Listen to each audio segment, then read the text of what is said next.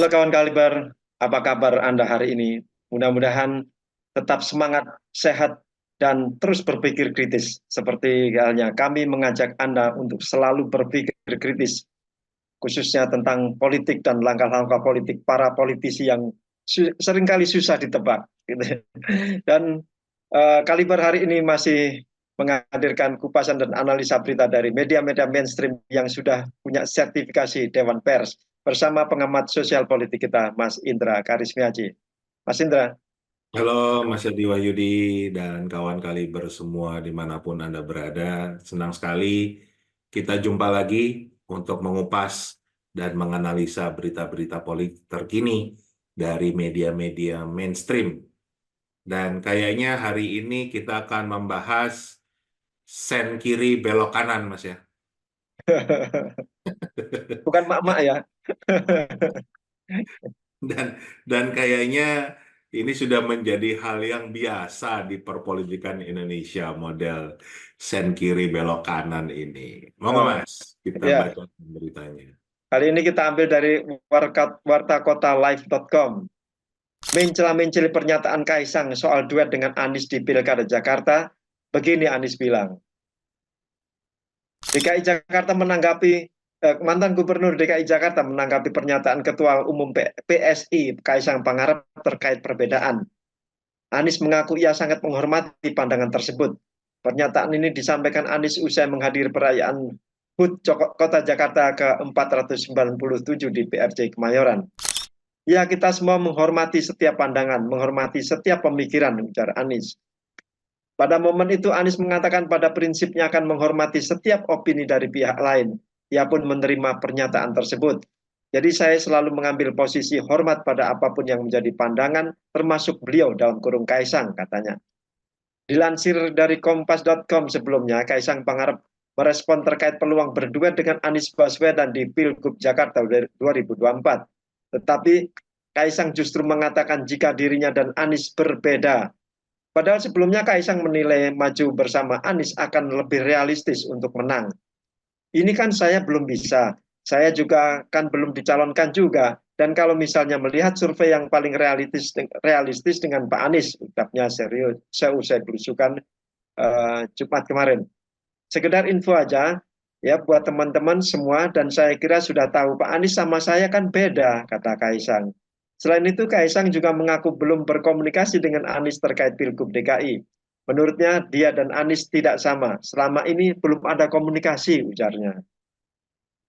Ini, Ya, kapan itu oke. dia ngomong realistis kalau atau milih ya, milih gandengannya sama Anies Baswedan ya. Kemarin dia bilang saya sama Pak Anies ini kan beda. Nggak tahu beda apanya ya, jelas beda lah. Wajahnya beda, namanya beda. Silakan Mas. Tapi ya sebetulnya sih rakyat Indonesia nggak kaget ya kalau kita bicara keluarganya Mas Kaisang itu sudah terbiasa dengan tadi ya sen kiri belok kanan kan gitu. Ngomongnya apa, yang terjadi apa kan gitu. Termasuk ini kan kita juga sudah pernah bahas ya di salah satu podcast kita.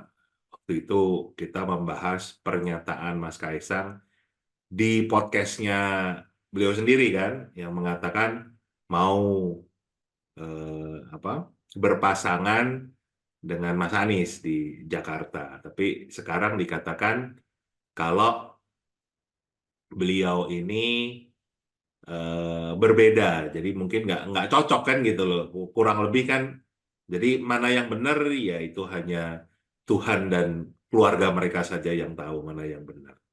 Tapi juga ada hal yang menarik Mas, bagian dari sen kiri belok kanan ini ternyata ada baliho-baliho Mas Kaisang yang bermunculan di Surabaya, Ya, ya kan? Kita mulai kita dari tampilkan. dua tiga hari yang lalu itu.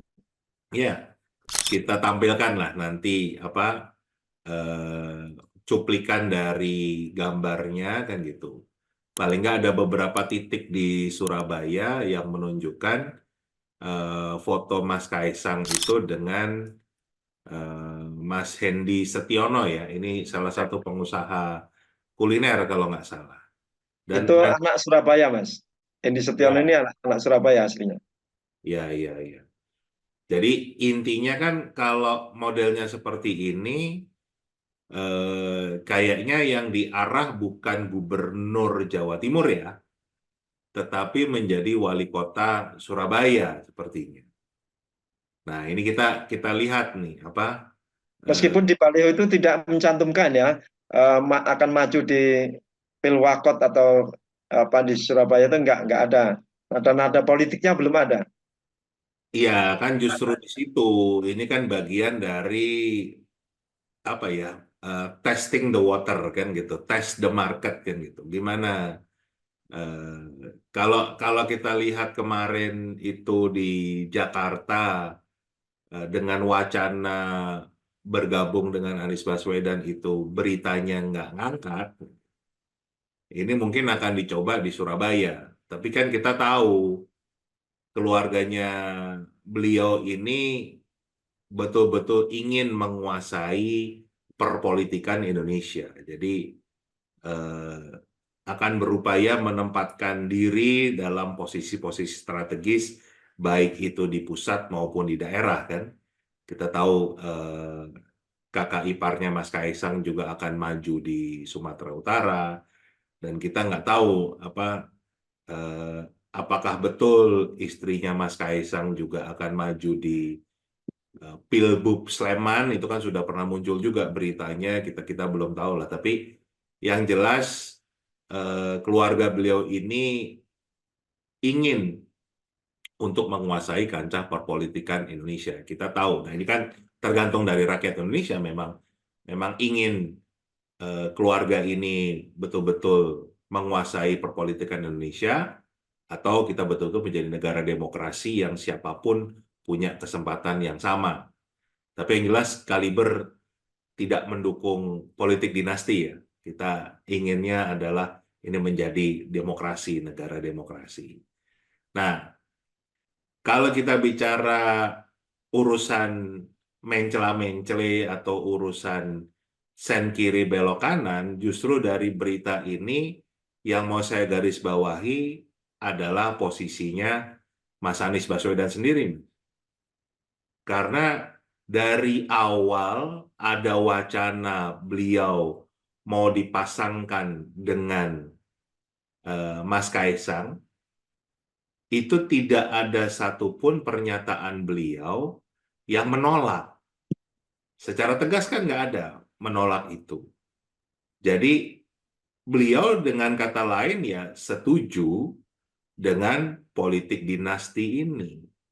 Jadi sepertinya pandangan beliau terhadap gerakan perubahan, karena gerakan perubahan itu kan sebetulnya diawali dengan pandangan-pandangan yang berbeda dengan apa yang dilakukan oleh pemerintahan Pak Jokowi. Kan intinya itu. Jadi kalau bahasa beliau bahkan oposisi kan, biarkan rakyat punya pilihan yang berbeda, karena dalam sebuah keputusan itu ada keputusan pemerintah, ada pandangan lain yang dilakukan oleh oposisi. Nah, dengan beliau secara tidak ada ketegasan, misalnya untuk menolak, oh saya menolak kalau saya akan berpasangan dengan Mas Kaisang, karena itu berarti saya menyetujui adanya politik dinasti. Saya menyetujui bahwa satu keluarga itu akan menguasai perpolitikan Indonesia. Dan dengan kata lain, gerakan perubahan akan mati kan gitu. Karena kalau kalau sama dengan apa yang dilakukan oleh Pak Jokowi, kan berarti nggak ada gerakan perubahan gitu. Jadi yang beliau sempat menyampaikan di hadapan kami para jubir, kalau setia dengan gerakan perubahan, otomatis dimatikan oleh Mas Anies sendiri nih. Kalau seperti itu ya. Jadi jadi kita lihat nih, apakah memang seorang Anies Baswedan sudah berubah ya? Karena kita juga sudah bahas kemarin ini, karena eh, kembali mencari kekuasaannya saja, atau betul-betul berjuang untuk rakyat. Nah, disinilah nanti rakyat yang bisa menilai sebetulnya sosok Anies Baswedan itu seperti apa? Apakah memang yang punya komitmen untuk memperjuangkan rakyat, atau justru yang dicari adalah kekuasaan, yang dicari adalah posisi, yang dicari adalah jabatan, dan rela untuk melakukan apa saja, berpasangan dengan siapa saja, menabrak etika, menabrak apapun, kan berarti sama aja. Jadi kita kita berarti memang negara ini, bangsa ini menjadi bangsa yang belum beruntung karena kita belum punya negarawan. Ya, ini kan prediksi ya, tapi kita kita lihat ya, mudah-mudahan dalam waktu dekat misalnya Mas Anies dengan tegas mengatakan tidak, apapun ceritanya, dapat tiket atau tidak dapat tiket misalnya, saya tidak akan pernah mau berpasangan dengan Mas Kaisang. Oh, itu jelas. Jadi posisinya, oh ya berarti minimal gerakan perubahan itu masih eh, belum dibunuh, belum mati, walaupun masih banyak tanda tanya lain ya dengan beliau sendiri mau maju sebagai gubernur.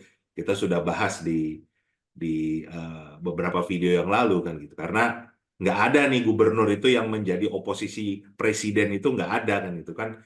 Itu adalah pembodohan, pembohongan publik kalau kemudian mengatakan seorang gubernur itu bisa menjadi oposisi presiden. Karena apapun ceritanya, gubernur itu adalah kepanjangan tangan dari presiden atau wakil dari pemerintah pusat gitu.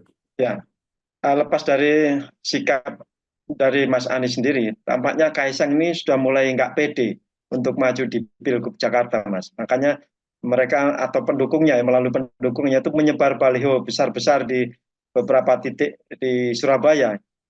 Orang memang langsung mengasumsikan bahwa Kaisang ini mau maju di Pilkada Surabaya untuk menjadi wali kota, calon wali kota.